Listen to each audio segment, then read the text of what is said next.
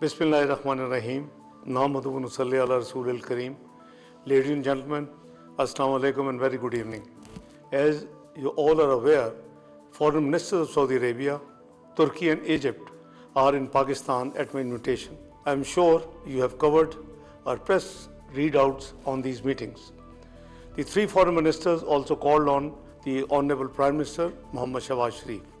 As you know, the purpose of the visit of the foreign ministers was to participate in the second meeting of consultations among Pakistan, Saudi Arabia, Turkey and Egypt, which was held today in Islamabad. You may recall that our first meeting was held in Riyadh on 19th of March 2026. Let me first give you the host summary of the second meeting of four foreign ministers which was held today. The foreign ministers held a very detailed and in-depth discussion on the current regional situation. We also discussed the possible ways to bring an early and permanent end to the war in the region. The foreign ministers expressed concerns that the ongoing conflict is extremely unfortunate for its devastating impact on lives and livelihood across the wider region. We agreed that this war is not in favor of anyone and would only lead to death and destruction. The unity of Muslim Ummah in these challenging times is of utmost importance. I briefed the visiting brother foreign ministers on the prospects of potential US-Iran talks in Islamabad. The visiting foreign ministers expressed their fullest support to this initiative. The foreign ministers reaffirmed unity to contain the situation, reduce the risk of military escalation, and create conditions for structured negotiations between relevant parties.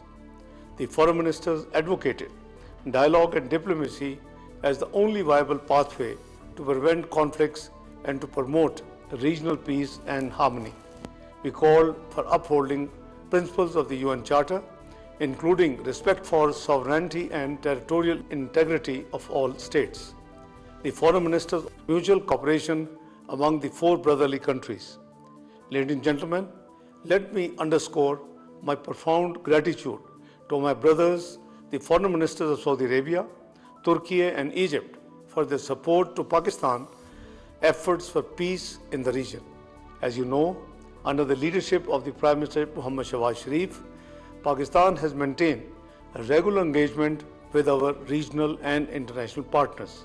We have remained actively involved in all efforts and initiatives aimed at bringing this conflict to an end.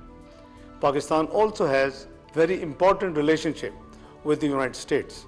We have remained actively engaged with the US leadership as well as part of our efforts to de-escalate the situation and finding a peaceful resolution of the conflict.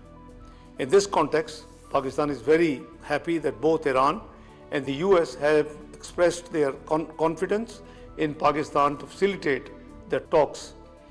Pakistan will be honored to host and facilitate meaningful talks between the two sides in coming days for a comprehensive and lasting settlement of the ongoing conflict.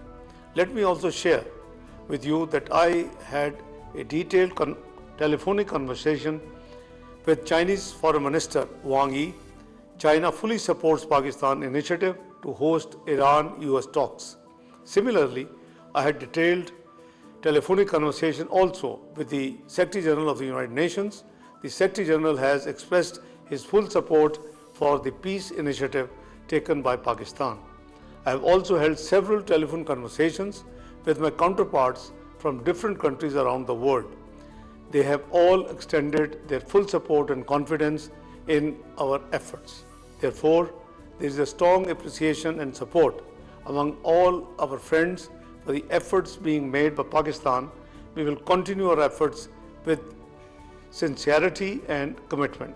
Pakistan will require prayers and support of the entire international community for the success of its endeavor to achieve peace and bring a permanent end to this war. I thank you all.